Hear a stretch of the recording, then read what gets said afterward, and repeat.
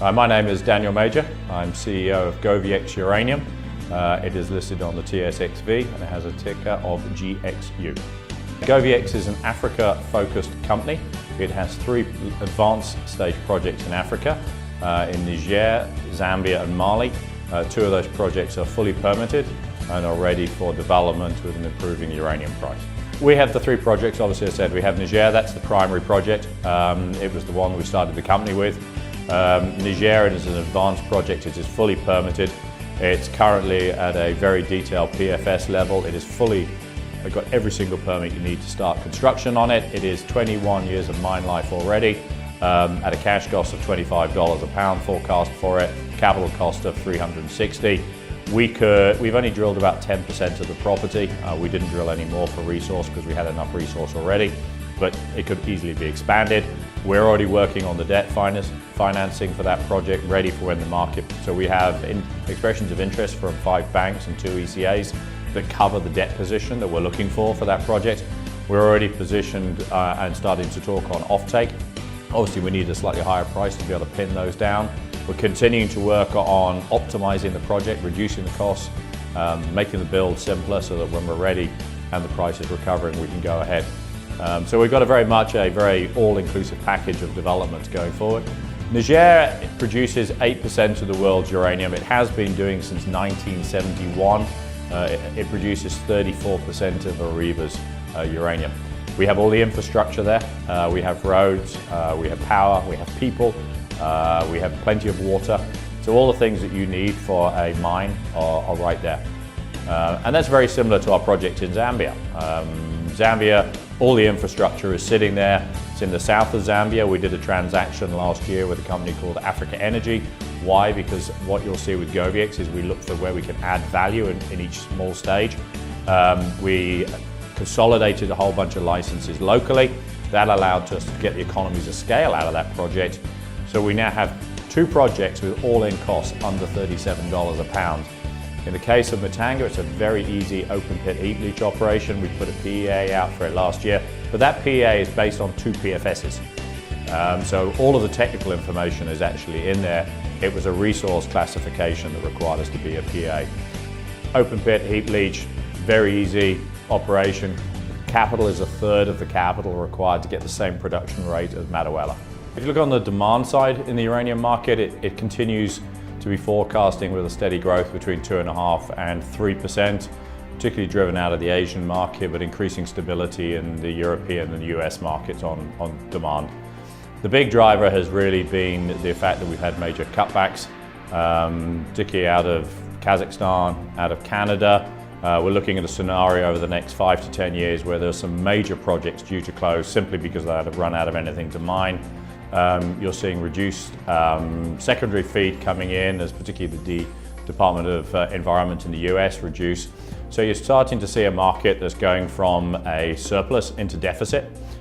We expect that to exacerbate and then see the price move. Cameco, I think, is the most interesting of those cuts where they closed their MacArthur River operation. High quality project. Cameco are making a statement that there's no point in running a project of that quality when it's cheaper to go and buy it in the spot market. They have got to make sure they get a long-term price that fulfills long-term resource development. The current uranium price does not support anybody's long-term resource development. So GoviEx's strategy is actually pretty straightforward.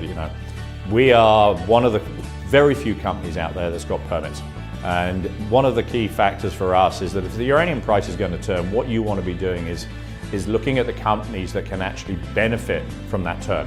That not just have a share price movement, but actually generate cash from it. So GoviEx's strategy is all about getting its companies ready to be built when this cycle comes. Hence what you've seen on getting the permits done, getting the cash flows into play, getting everything lined up. And that's where we are. And that's very analogous to what happened in the last cycle when you look at companies, and particularly something like Paladin Resources, because that's exactly what Paladin did. Just before the cycle turned, they were doing exactly the same things that we were doing. They were getting their project ready, they were getting their financing going, and when the cycle turned, they were able to leverage up.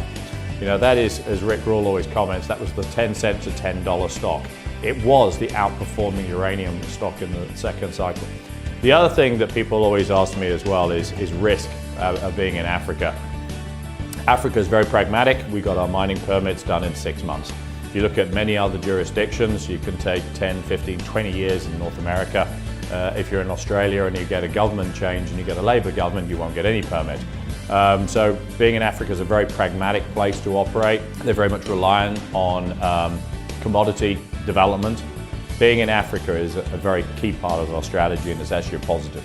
Our shareholder base is very interesting, certainly when you compare it across. We've built up a shareholder base from the number of people who are in the company. We have got Cameco. Cameco currently hold about 5%, just under 5% of the company. They've been there since 2008.